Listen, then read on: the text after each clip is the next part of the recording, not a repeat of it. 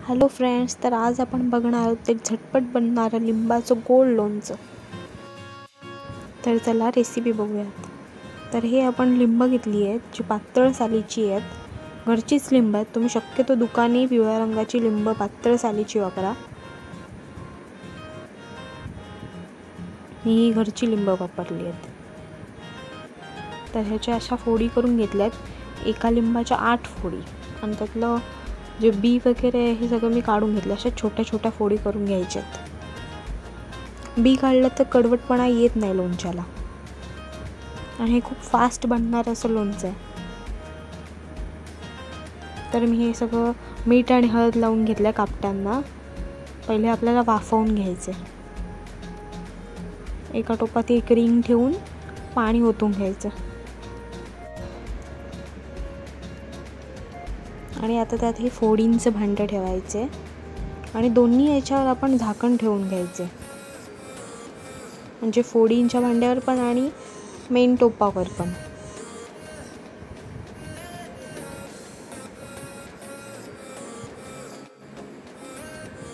हे लाल तिखट आहे, 4 चमचे लाल तिखट,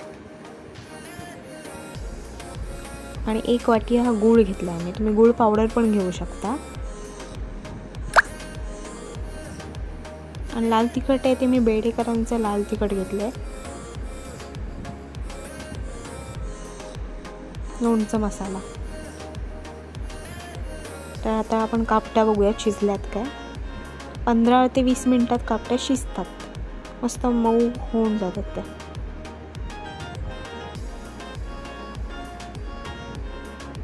बघ कशा मस्त शिजल्यात।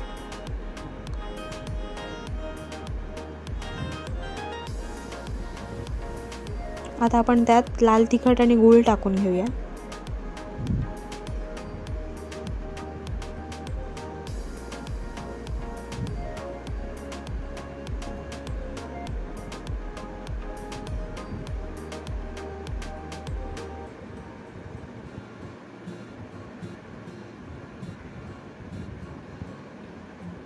झटपट होणारं असं लोणचं आहे।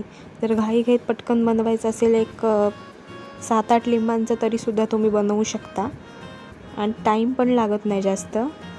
आणि दुसरी गोष्ट, जर आजारी माणसांच्या तोंडाला चव येत नसेल तर ह्यातली 1 ते 2 कपट्या खाल्ल्यात तर तोंडाला चव पण येईल। हे सगळं आता टाकून मस्त मिक्स करून घेऊया।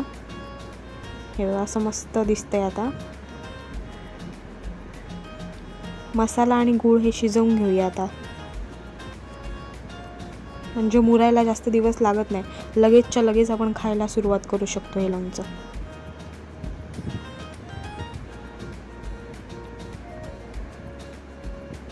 उकळ येईपर्यंत शिजवून घ्यायचं, जरा आटलं पाहिजे त्यातलं पाणी। मस्त उकळ आलाय।